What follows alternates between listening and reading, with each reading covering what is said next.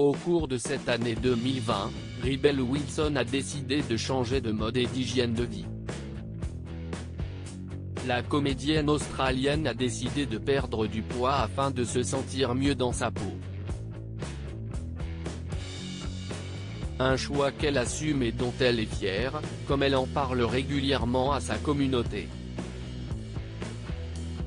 Ce mardi 1er décembre dernier, Rebel Wilson a justement partagé une vidéo d'1 heure, où elle se confie longuement sur les kilos qu'elle a perdus et sur comment elle les a perdus.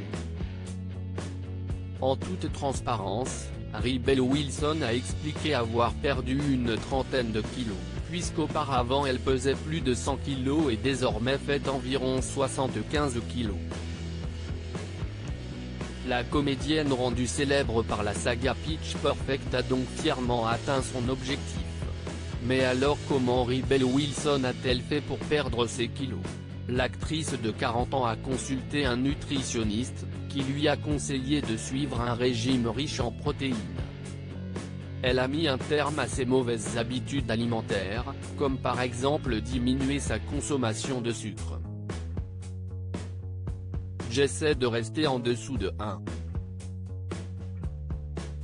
500 calories, à cause de mon corps et ma morphologie, confie-t-elle, rapporte le Daily Mail. Et ce n'est pas tout, car Rebel Wilson a aussi beaucoup travaillé avec son coach sportif personnel, Jono Castano-Acero.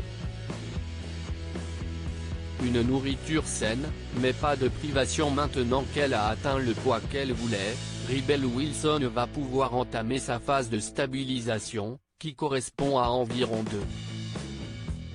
2,000 à 2500 calories car elle travaille énormément au quotidien.